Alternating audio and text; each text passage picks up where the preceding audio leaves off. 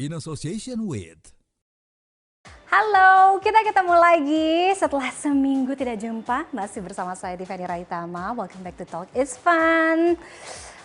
Kira-kira hari ini ya kita akan ngomongin soal apa? Mungkin soal salah satu hobi Anda. Nah, tapi kadang-kadang suka ada batasan tipis ya antara hobi atau obsesi. Yang jelas semuanya serba totalitas. Seperti tamu saya yang pertama, totalitasnya di dunia tarik suara. Aduh, udah nggak usah diomongin lagi ya, karena sudah ada label Diva Indonesia. Tapi baru-baru ini dia membawa kabar baru, kabar segar, karena kembali ke tanah air dengan memboyong medali perak dari Kung Fu World Championships 2025.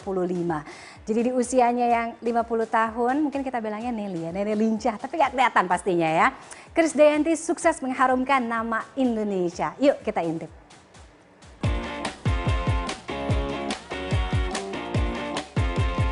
Krisdayanti mencatatkan prestasi baru, bukan di dunia tarik suara, melainkan seni bela diri.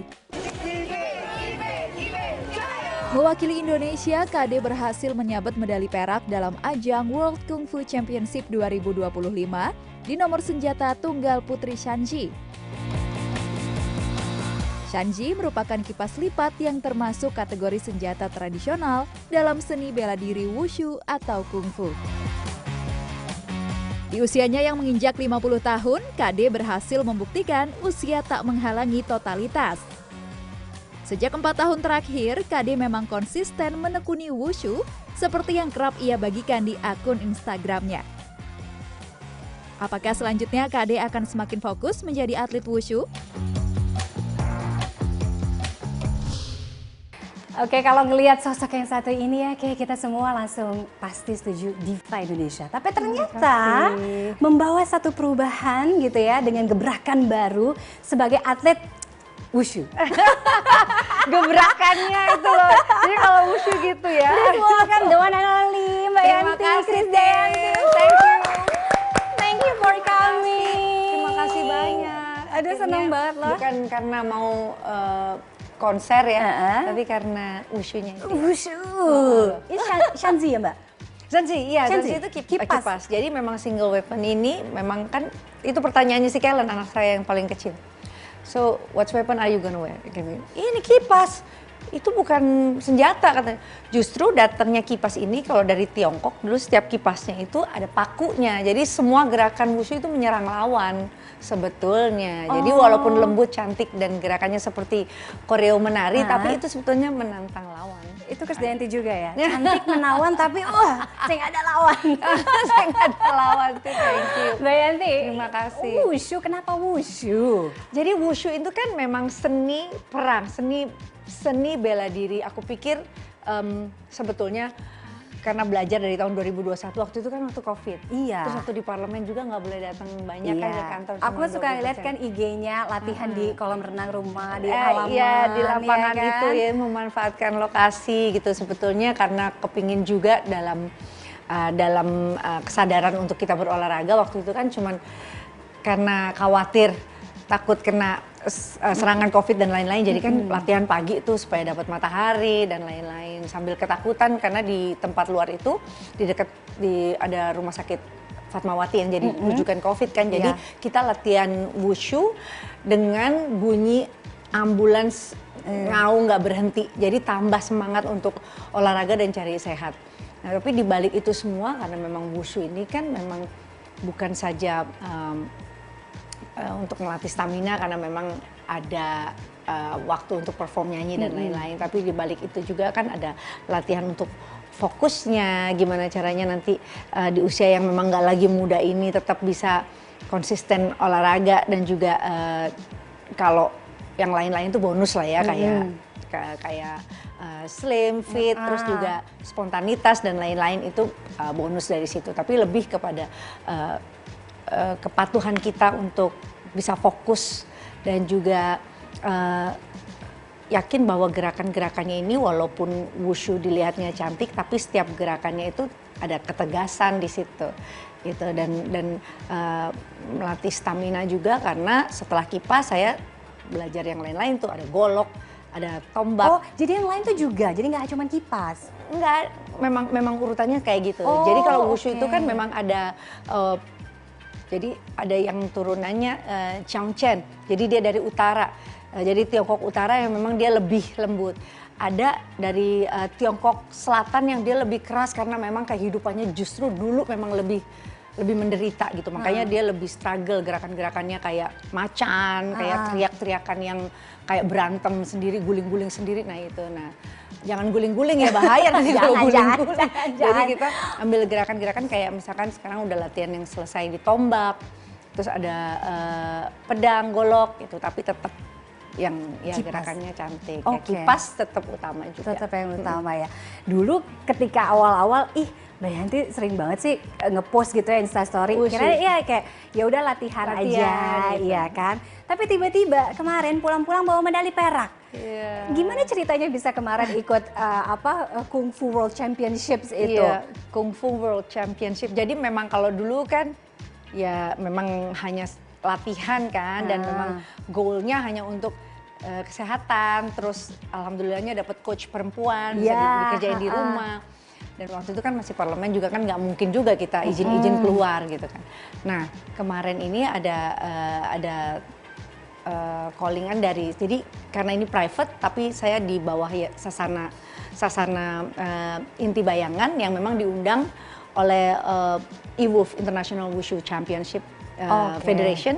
Jadi ngundang lewat Sasana untuk memang di Wushu ini ada klasifikasinya, jadi memang ada veteran gitu loh. Jadi walaupun kemarin ketemu sama semua kontingen dari 59 negara, umurnya masih 59 negara. Iya, masih kayak kontingen yang terbesar tuh Amerika, 300 atlet kemarin.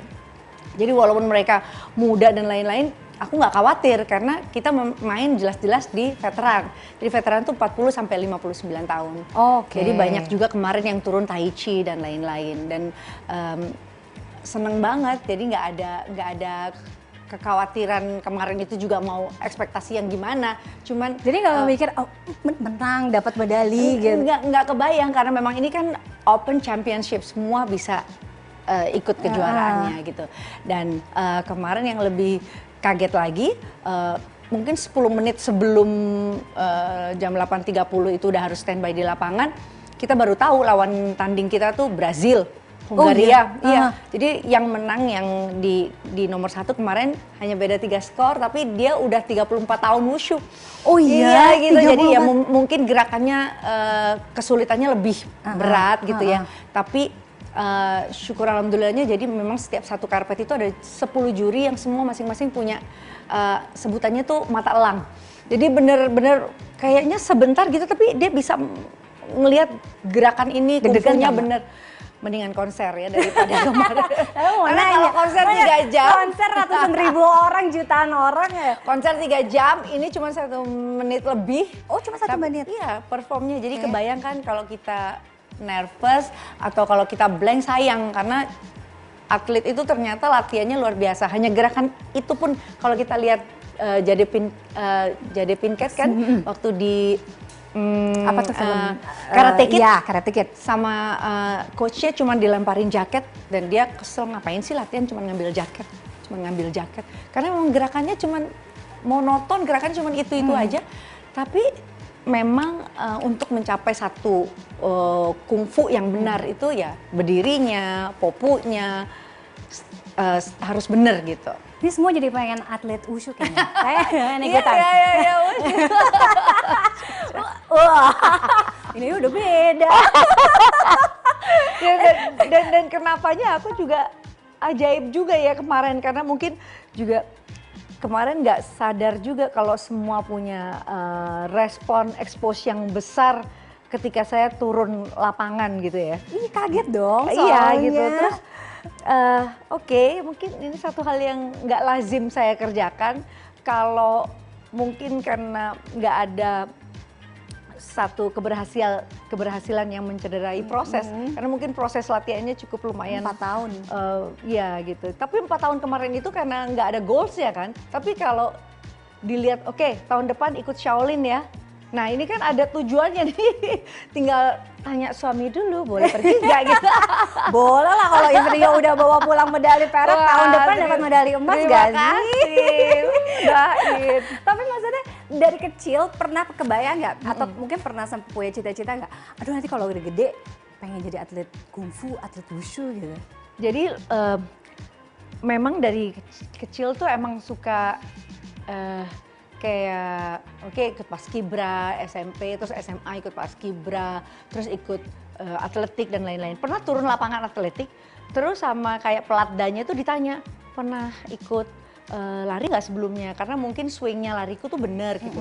Padahal sekarang ditawarin maraton juga belum tentu mau gitu kan. Jadi sebetulnya karena ada kesempatan gitu ya, terus konsisten juga latihan sebetulnya bisa-bisa aja. Dan kemarin yang bikin bangga karena nggak pernah berangkat pakai visa atlet kan. Oh iya, karena selalu mungkin seni, diplomat, ya, diplomat, mungkin performer. Kemarin pakai visa atlet, wah itu sih mah prestasi banget dan aku senang banget sih. Jadi nextnya kita akan lihat Kak Dea lagi ada di kejuaraan gitu ya? Mudah-mudahan ya nanti Desember ada Wu Games. Oke. Wushu Games di itu antar universitas. Oh. Juga gitu, ya mudah-mudahan boleh turun. Kalau Kak Dea 50 tahun aja bisa gitu, berarti kita semua bisa. Bisa dong, aduh kan ini kan cucu-cucu aku. Gimana? Amina. Aduh Amina enggak ada kayak gini sih kayak. Amina aja udah berebutan kipas gitu emang udah seneng. Oke, kalau kita ngomongin soal totalitas, luar biasa sih Krisdayanti, 50 tahun Sama-sama ya. Tiffany juga lah. 50 tahun.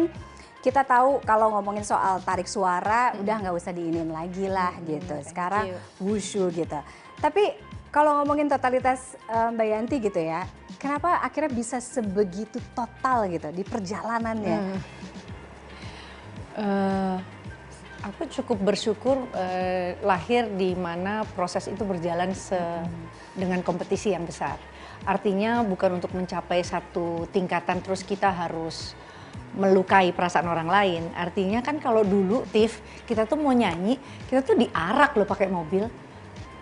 Iya untuk promosi karena kan memang kalau misalkan kita sampai Lampung, kita tuh diarak sampai lapangan pakai toa. Saksikan nanti malam ada Krisdayanti, Yuni Syara, Ratu Dangdut apa segala macam itu karena memang zamannya itu memang prosesnya begitu dan kita ikuti semua. Dan bahkan di saat dulu penyanyi-penyanyi itu nggak punya lagu andalan kayak misalkan sekarang ya kita nggak khawatir. Kita punya lagu hits, Rosa punya sekian banyak lagu hits, nggak usah khawatir karena penyanyi lain nggak akan mungkin bawain. Tapi kalau dulu nyanyi itu berebutan. Karena masing-masing semua kan nggak banyak yang punya hits lagu kecuali kayak Hetty Koes Endang.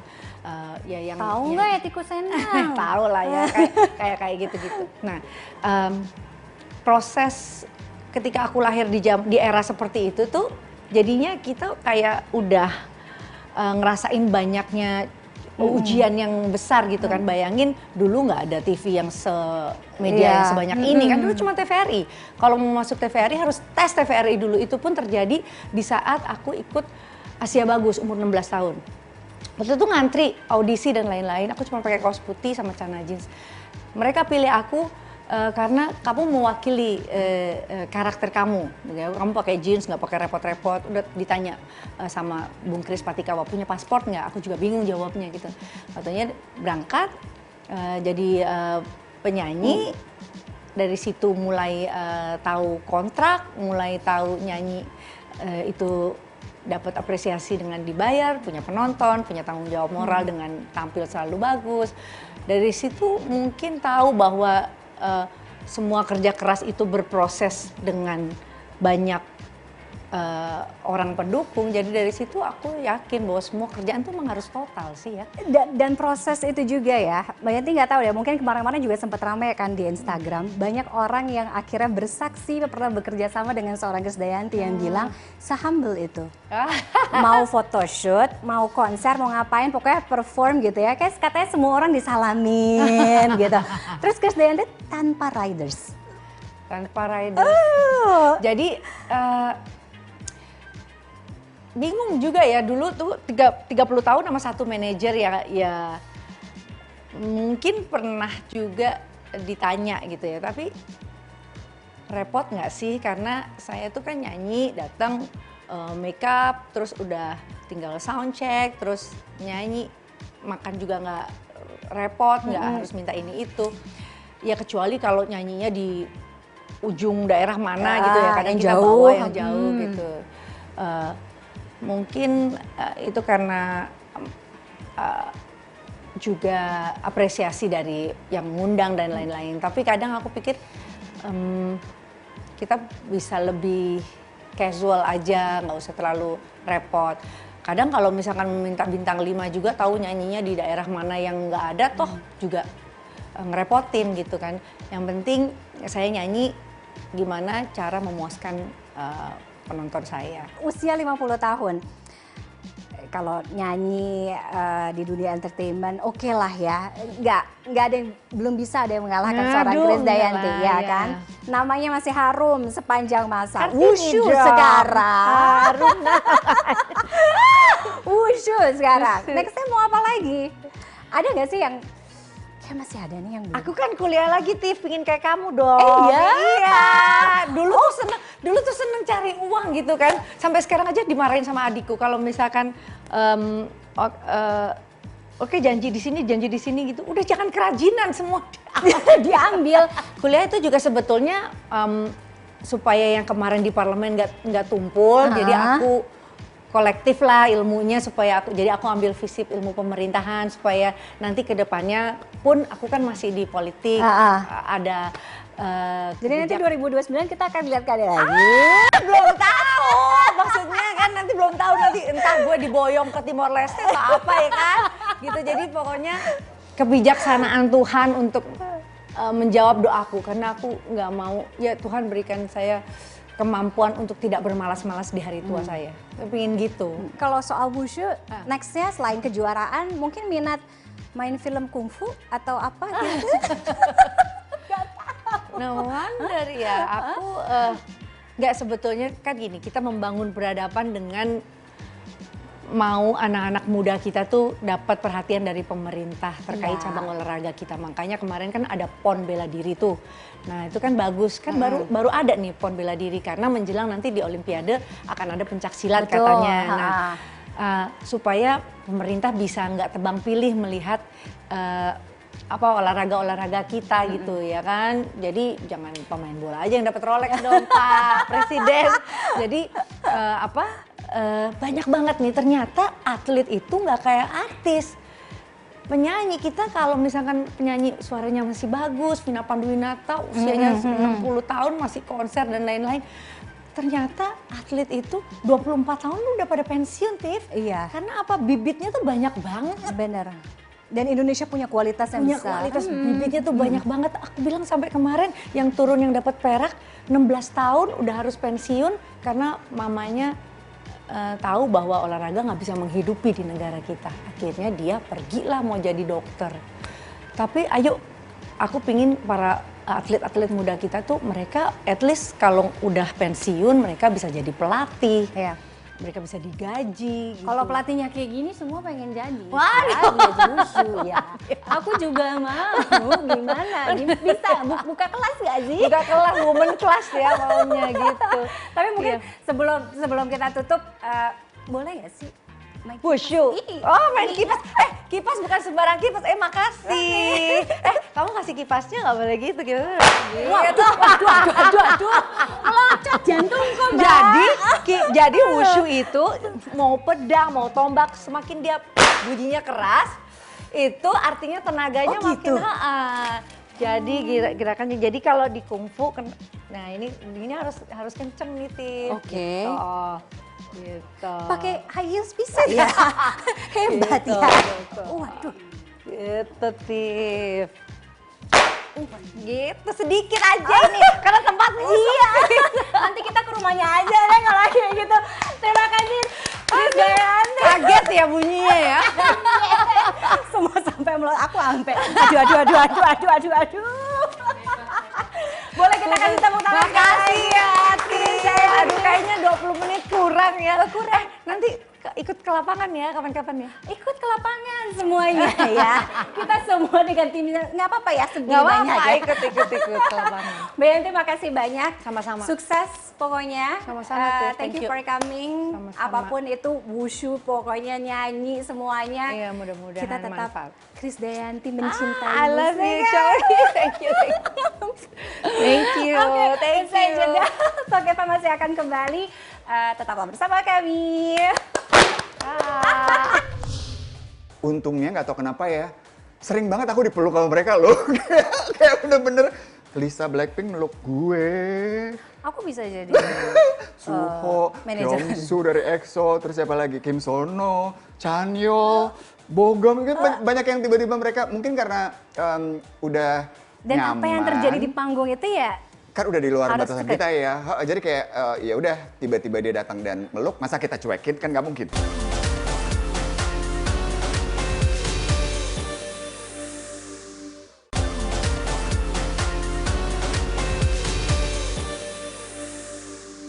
Insert season saya ngerasa dijavu banget loh ini. 1 juta penonton, boleh tepuk tangan dong. Keren. Anda pasti sudah tak asing dengan host kenamaan Indra Herlambang.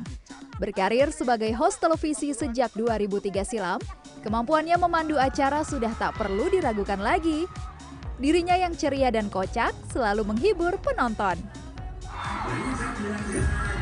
Kini Indra Herlambang mulai dikenal sebagai host untuk berbagai acara Korea, seperti fan meeting idol dan aktor kenamaan negeri ginseng.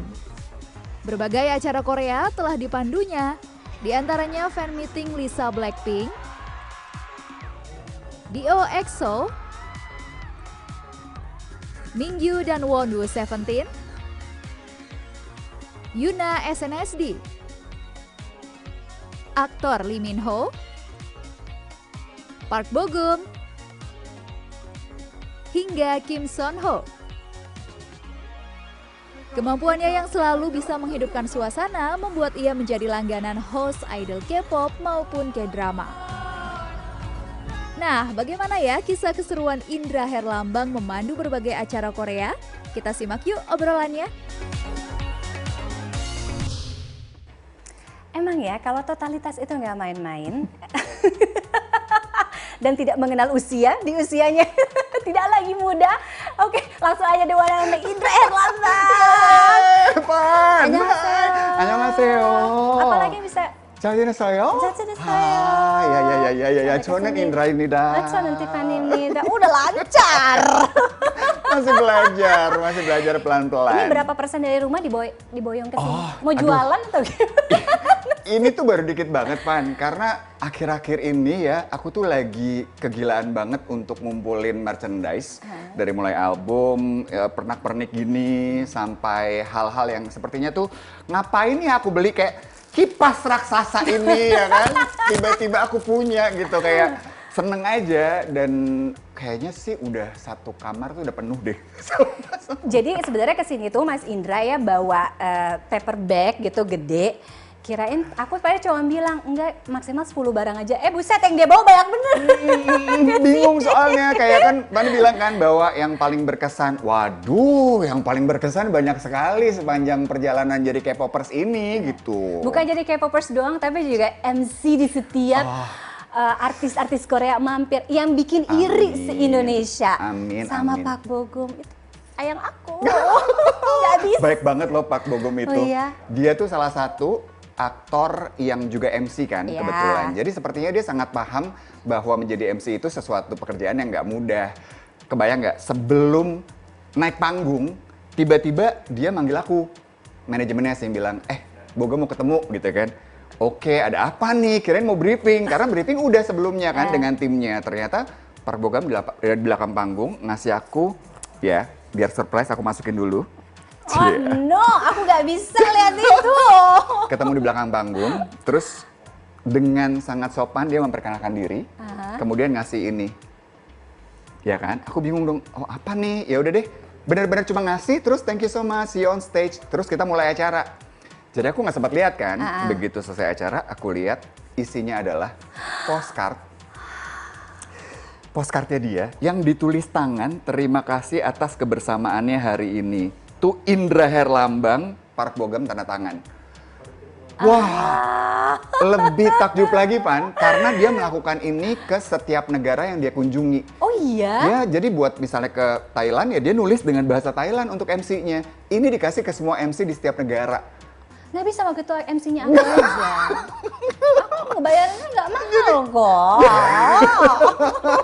Jadi aku pas terima tuh kayak wah dia super baik, super nice banget orangnya. Makanya salah satu yang wah aku simpen sekali sih jadi harta yang berharga. Tapi Mas Indra, dari kapan sih sebenarnya suka dengan kekoreaan ini? Sebenarnya awalnya tuh di 2009. Dan awal mulanya aku benci banget Pan. Benci kayak apa kalau ini ngeliat lagu atau drakor atau semuanya, terutama buat musik sih, karena aku suka banget nonton MTV pada saat itu. Kemudian kan banyak kan video-video klip dari seluruh dunia. Nggak tahu kenapa pada saat itu lagi sering banget karena mulai ada wave of K-pop ya. Jadi diputar terus kan. Terus aku ngeliatin, terutama boyband-boybandnya terus kayak geli gitu nih, apaan sih nih? Cowok-cowok, hey, petakilan banget ya. Nari-nari gitu kan. Apa sih nih? Matiin. Itulah ya, emang kita nggak boleh terlalu benci sama sesuatu, kena karma kayaknya Pan. Di tahun berapa kena karmanya? 2009 itu, karena tiba-tiba adalah nih satu girl group namanya Brown Eyed Girls, terus ngeluarin satu single judulnya Abracadabra. Video musiknya bagus banget, terus aku kayak, bentar, waktu itu nyalain TV nggak pakai volume, jadi aku nggak dengar ini lagunya apa nih, ya kan? Cuman Nggak lihat tahu. visualnya doang. Lihat visualnya, kok keren banget ya apa nih? Begitu nyalain, lah lagu Korea, oke, kok keren banget. Dengerin, beli albumnya, ternyata langsung ya udah, wah ketulah nih aku, udah jadi ngefans banget. Sampai awal mulanya itu aku suka banget sama Super Junior. Oke. Sesuai. Sesuai usia. Sesuai generasi. Itu tuh benar-benar sampai ngejar konser mereka ke Thailand, ke Singapura. Itu konser K-pop pertama berarti? Pertama kali aku nonton konser tuh itu, Super Junior. Super Junior. Oke. Abis itu sampai sekarang udah berapa konser? Waduh, kalau konser sih udah cukup banyak ya kayaknya ya. Lumayan sering sih nonton konser karena setiap ada kesempatan buat nonton konser K-pop itu aku pasti akan usahain banget tuh. J-Hope nonton, Blackpink nonton, 21 nonton, siapa lagi? Seventeen aku nonton juga. Sampai kemarin kan tumpengan tuh. Itu bisa tumpengan ngapain Mas Indra? Tiba-tiba di repost sama S-Coups ya. Jadi pada saat itu S-Coups sama Mingyu itu lagi ngeluarin single baru, album baru nih ceritanya. Adalah dance challenge-nya. Terus dia lagi rajin banget nge-repost orang-orang yang ngedance itu kan. Karena aku emang suka Seventeen ya, aku bilang, aduh ini seru nih ngajak temen lah. Itu juga bener-bener bikin videonya tuh di studio insert. Oh, dan spontan aja? Spontan aja, udah ya kita janjian yuk, latihan bentar, terus ajarin dong gini. Oke, kita ngedance gitu. Terus waktu itu kayak berharap gitu kan, aduh kira-kira kita di-repost gak ya? Oh kayaknya nggak mungkin deh, karena itu udah telat banget aku postingnya. Ya udahlah, aku posting, tiba-tiba Karats tuh pada bilang gitu, Kak semoga di-repost. Terus mereka tahu-tahu semuanya nge-tag S-Coups sama Mingyu gitu kayak, you have to see this, Akhirnya banyak banget ya, kayak ribuan gitu Van. Ngasih tahu itu, tapi kayaknya aku pikir, udahlah udah lewat juga nih, udah nggak nge-repost lagi dia. Terus di satu Jumat yang sangat luar biasa itu. Jumat berkah ya? Jumat berkah. Habis Jumatan tiba-tiba kenapa HP rame banget nih. Pas dilihat semua pada bilang, Kak, lo di-repost sama S-Coups. Kebayang nggak rasanya? Di Instagram pribadinya dia, kalau kita klik story, yang keluar pertama, muka gue! Wow! Gue bangga banget tuh. Wah gila sih, rame banget. Karena emang dia lagi nggak ngepost apapun. Tiba-tiba hari itu nge-repost muka gue, Pan. Wah itu sih langsung rame banget. Dan waktu itu kan kita bercandaan gitu ya sama followers gitu pada bilang, Kak pokoknya kalau sampai di-repost, lo tumpengan ya. Nggak bisa nih, lo harus rayain gitu. Iya oke. Karena aku pikir nggak bakal juga di-repost. Ternyata bener kan kejadian. Ya sudahlah tumpengan aku. Tuh nasi kuning nyampe nggak ke dia tuh? Sudah dicipin tuh nasi kuning. Kita cuma kirimin videonya aja ke sana ya.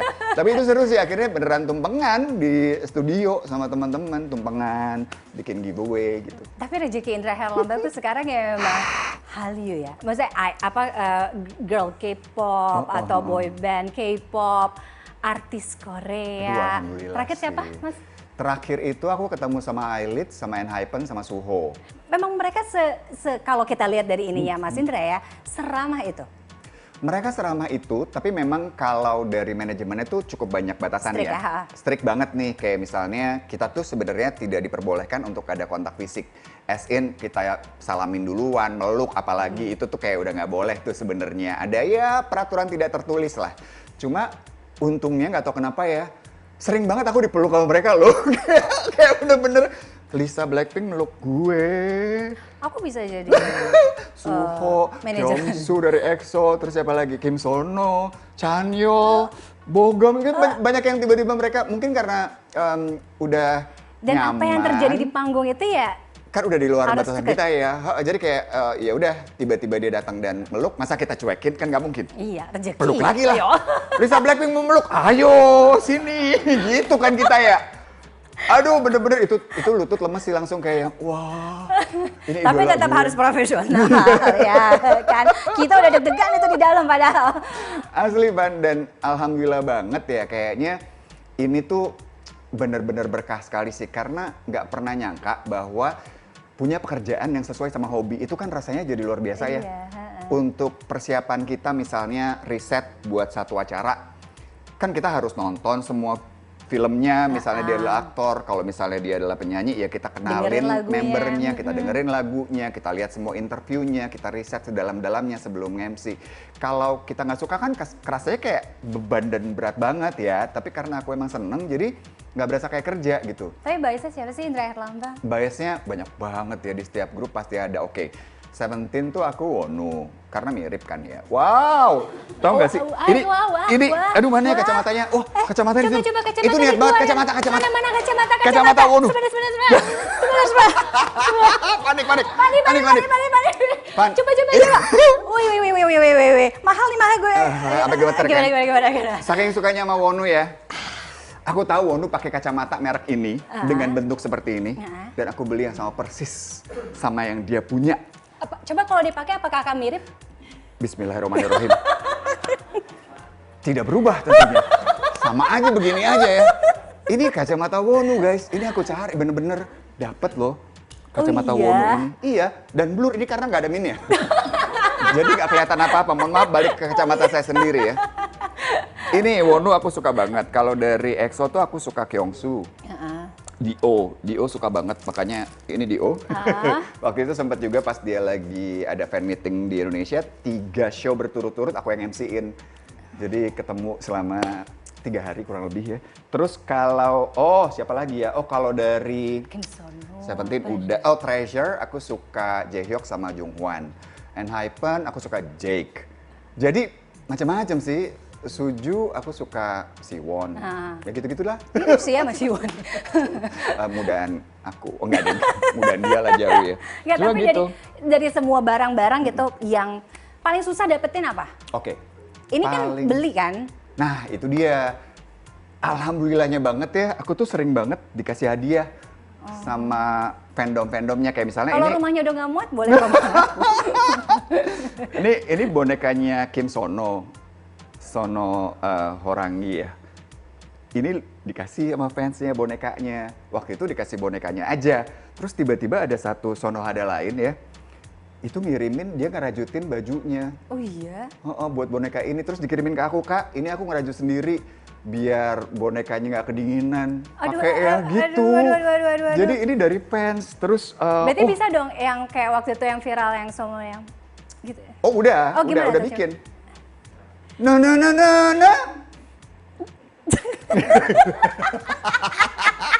Kim Sono.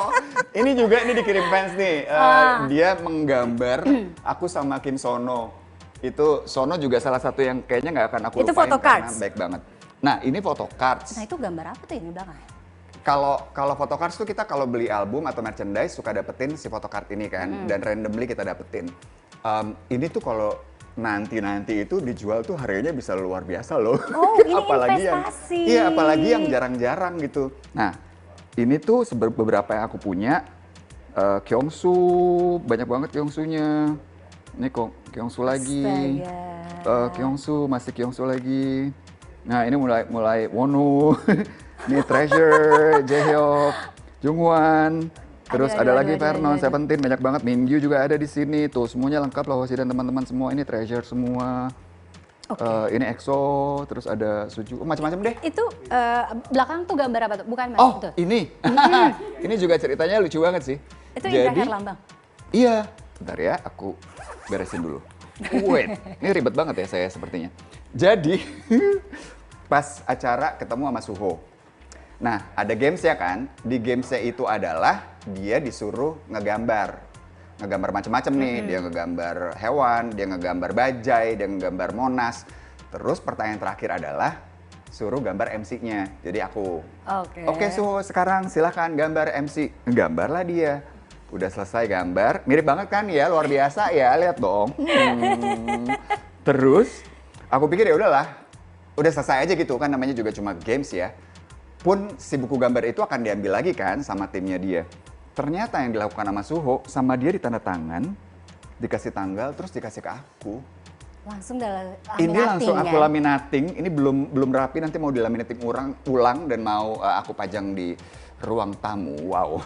Karena kebayang gak sih Van, digambarin, Iya. tanda tangan, wah gokil sih ini kayak,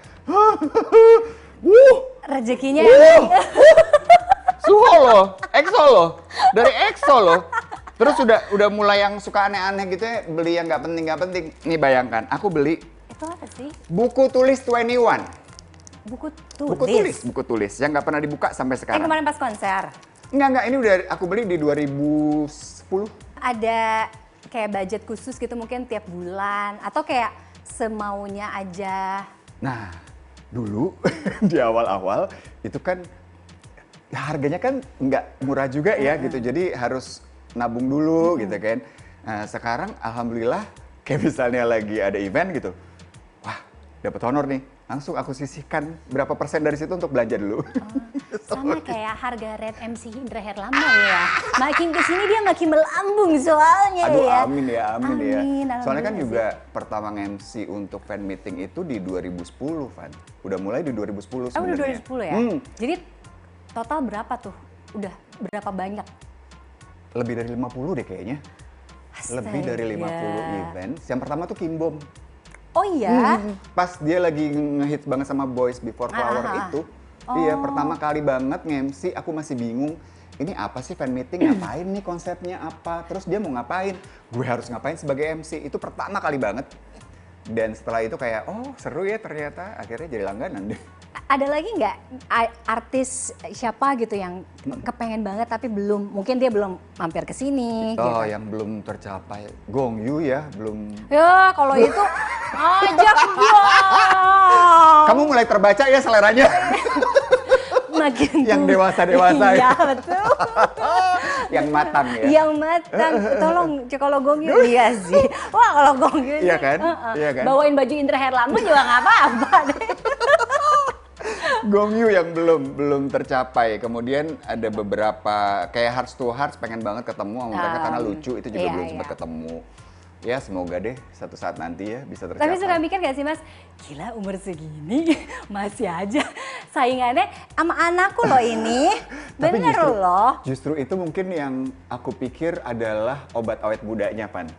Karena bener-bener sekarang tuh temen aku banyak banget yang dari Gen Z, anak-anak SMP, anak-anak SMA, ketemu gitu ya, terus langsung ngobrolin masalah K-pop. Kan jadi ngerasa satu frekuensi ya. Jadinya tuh berasa muda terus gitu, karena sama teman-teman ini kocak banget, umur 15 tahun, 16 tahun, mereka ketemu manggilnya masih Kak loh. Padahal harusnya manggilnya Eyang. Eyang.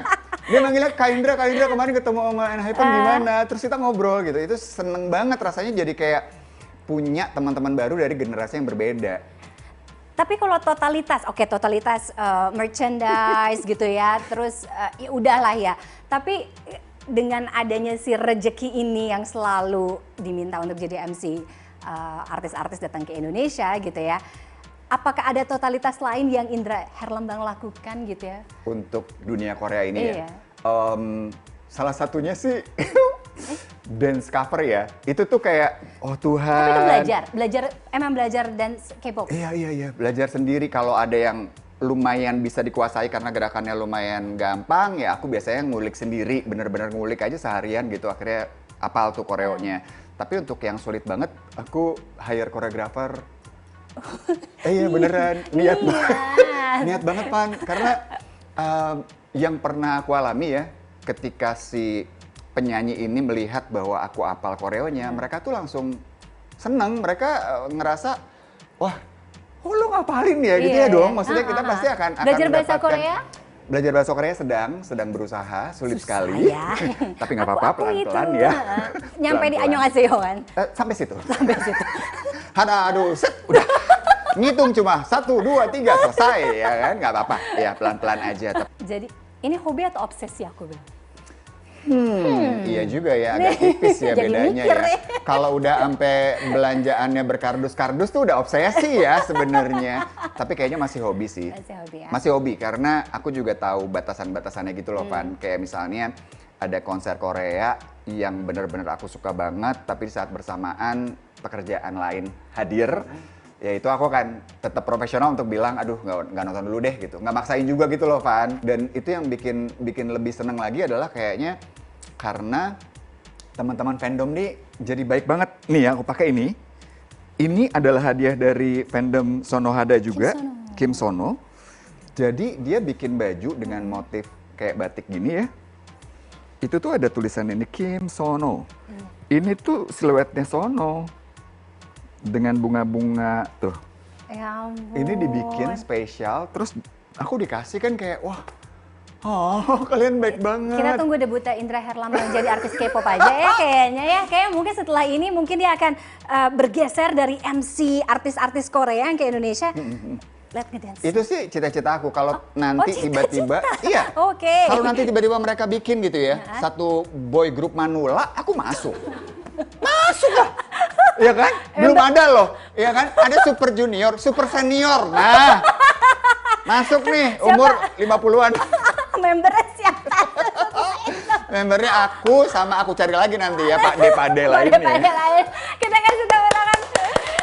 Luar biasa sih Indra Herlambang. Aku nggak pernah nyangka sih Mas Indra akan seheboh ini Heboh dengan banget, maaf ya. merchandise K-pop dan kegilaan terhadap K-pop. Thank you so much for coming Mas Indra. Aku yang terima kasih, Pan. Jangan lupa kalau Gong Yoo kesini. Tenang. Nanti aku bilang Gong Yoo ya, suruh telepon kamu. Kayak kenal gue. Mohon maaf, akrab bener. Oke, usai jeda kita masih akan kembali di Talk is Fun dengan totalitas lainnya. Tetaplah bersama kami. Dari sekian banyak teman-teman komunitas aku paling muda. Oh ini ada komunitasnya? Iya. Komunitas Keropika atau Keropi Lovers Indonesia, yang di Indonesia ya, di luar negeri juga banyak. Ah. Nah di Indonesia yang sering kita ngumpul, aku paling muda, berarti yang lebih tua dari aku banyak.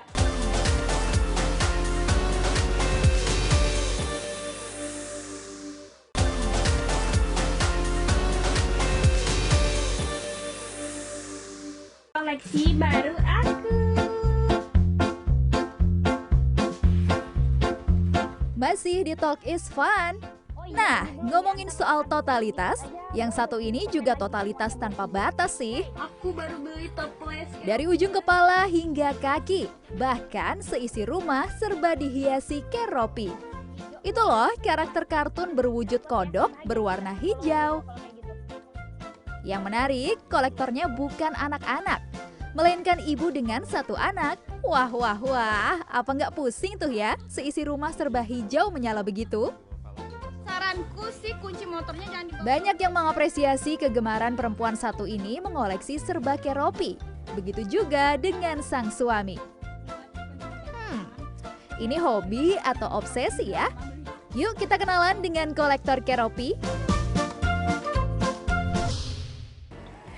Gimana tadi ya? Itu baru sedikit aja ya. Tapi kita udah ngeliat bagaimana suasana rumah gitu ya, kehidupan sehari-harinya yang serba hijau, serba keropi.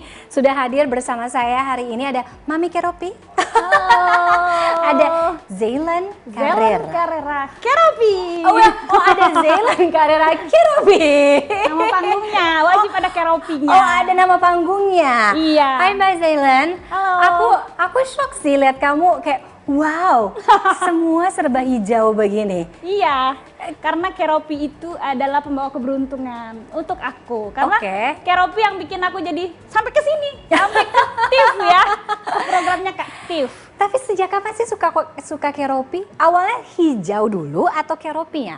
Aku tuh kalau suka warna hijau, awalnya hijau dulu Kak. Aku tuh suka warna hijau itu dari SMP. Oke. Cuman kalau keropinya itu dari mulai masuk kerja ya.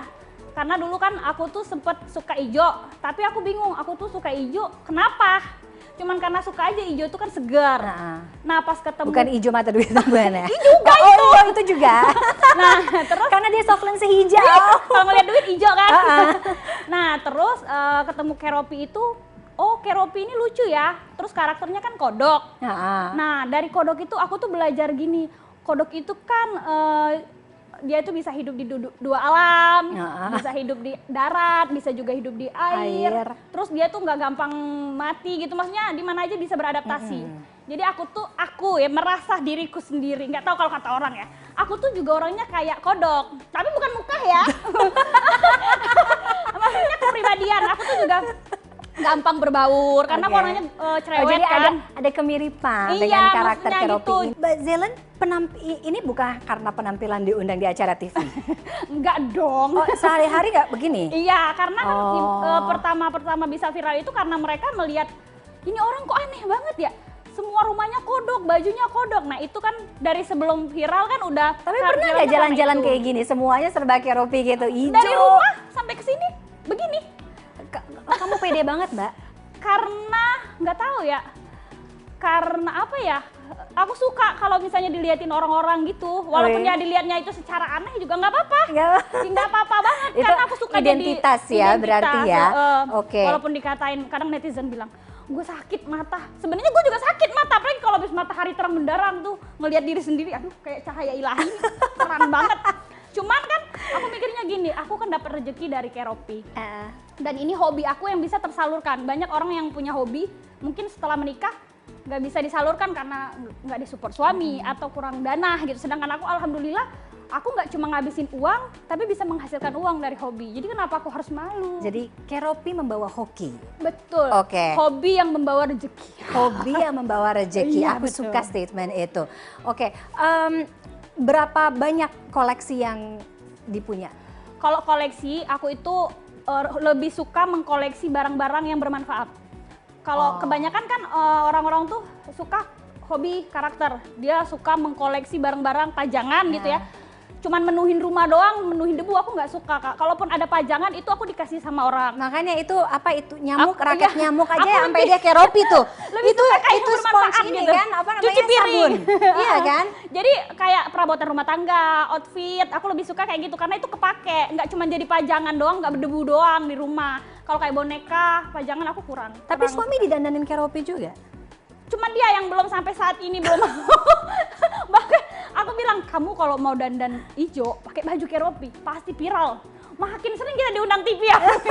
Berapa ada budget sendiri gak sih kayak tiap bulan gitu harus beli barang yang serba keropi gitu? Kalau kan aku bilang tadi Kak, aku tuh beli yang sesuai kebutuhan. Jadi kalau misalnya aku nggak butuh-butuh banget, ya aku nggak beli. Tapi kalau aku banyak di rumahku Paling mahal apa? Yang paling mahal motor kayaknya ya, motor keropi aku. Karena modifikasinya itu semua itu yang makan budget. Tapi kalau obsesi terhadap keropi ini, kau sampai kapan gitu? Karena kan ya umur, Ada bosennya iya ya? kan, ya dong. Kalau kakak mungkin dari sekian banyak teman-teman komunitas aku paling muda. Oh ini ada komunitasnya, Iya. komunitas keropi kah? Keropi atau Lovers Indonesia, yang di Indonesia ya, di luar negeri juga banyak. Nah di Indonesia yang sering kita ngumpul, aku paling muda, berarti yang lebih tua dari aku banyak. Berarti bisa sampai kapanpun, sampai aku menua, sampai ada yang udah punya cucu. Apa yang paling pernah dilakukan yang paling gong banget? Ngapain gitu? Paling gong banget, maksudnya yang bikin aku viral gitu. Nggak harus viral, misalnya yang pernah kamu lakuin, kamu pernah ngecat rambut warna jadi hijau kah? Iya. Atau apa gitu? Iya, yang terakhir ini yang bener-bener bikin naik sampai hampir 10 juta penonton, kemarin aku ngecat rambut aku jadi hijau. Kalau aku tanya apa obsesi terbesar kamu yang belum kesampaian? Pengen ketemu keropi secara langsung di Jepang. Kalau di Indonesia aku udah pernah ketemu, waktu itu ada event keropi di Bintaro Exchange. Tapi udah lama, itu tahun 2018. Sekarang udah nggak pernah lagi keropi kesini. Itu pernah aku dulu kesana, ketemu. Nah, kalau bisa itu kejadian, apa yang mau kamu lakukan? kalau aku bisa ke Jepang, ya pastinya aku bakal nongki-nongki di cafe Keropi, bakal foto-foto. Kalau ada duit aku belanja, kalau nggak ada duit numpang foto aja. Yang penting bisa ke Jepang aja dulu. Kenapa koleksi ya, buat kenang-kenangan ya. Yang penting ada fotonya ya Kak. Iya. Yang penting totalitas apapun itu yang kita punya atau mungkin kita koleksi dari barang-barang harus bermanfaat ya. Benar, tidak merugikan orang lain, Iya. tidak memaksakan. Oke, terima kasih Zailen Carrera Keropi. sudah hadir di Talk is Fun kali ini. Mudah-mudahan nanti koleksinya makin banyak, bisa sampai Jepang, Amin. bisa ini ke Keropi aslinya yang ada di sana, ya Jangan kan? kodok sawah ya Kak. Jangan, Beda. ya. Nanti kalau ketemu di jalan, Kalau apa sama kodok sawah? Jangan Kak, takut. Aku banyak yang nanya, Zelen kamu suka Keropi, suka kodok? Enggak, aku suka Keropi bukan suka kodok. Aku takut kalau sama kodok asli. oke. Thank you banget Zailen sudah Iya. hadir ya di Talk is Fun kali ini, dan sejenak kita masih akan kembali. Jangan kemana-mana, tetaplah bersama kami.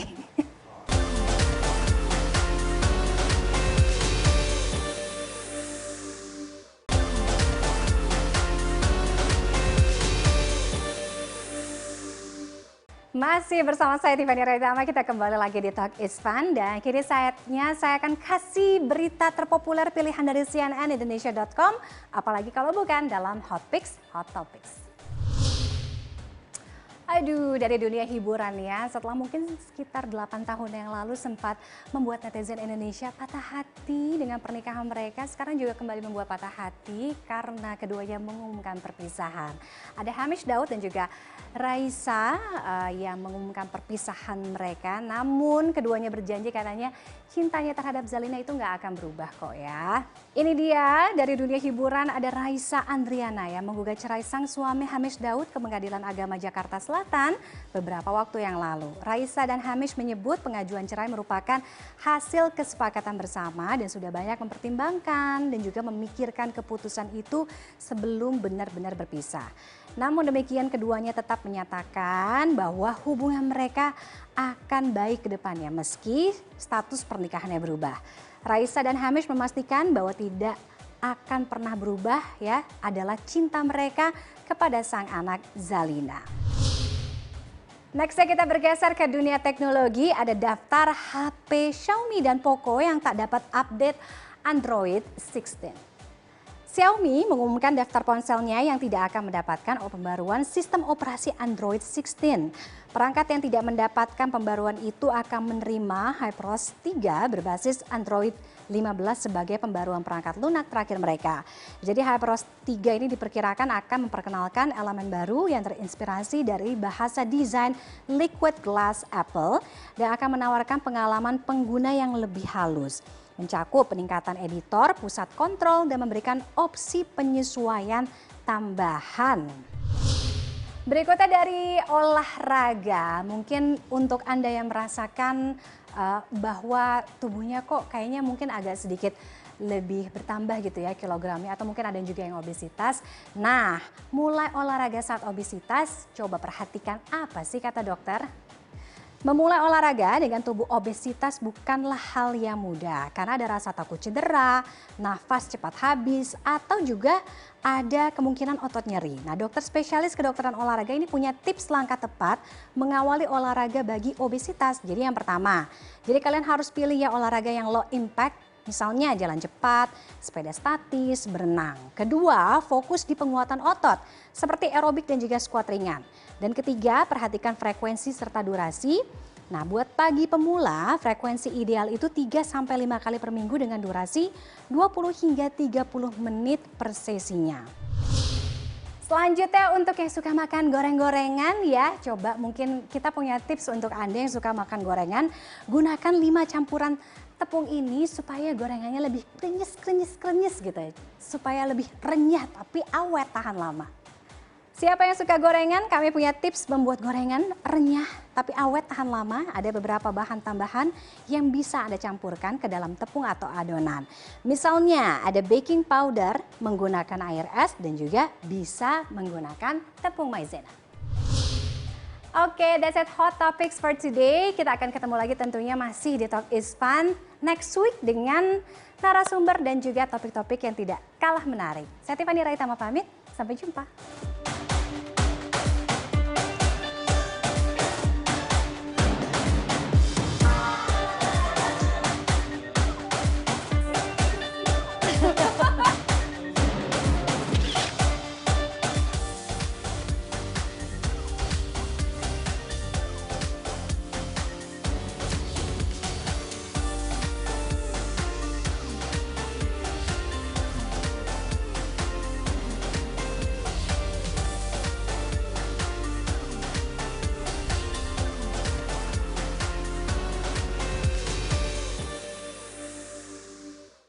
in association with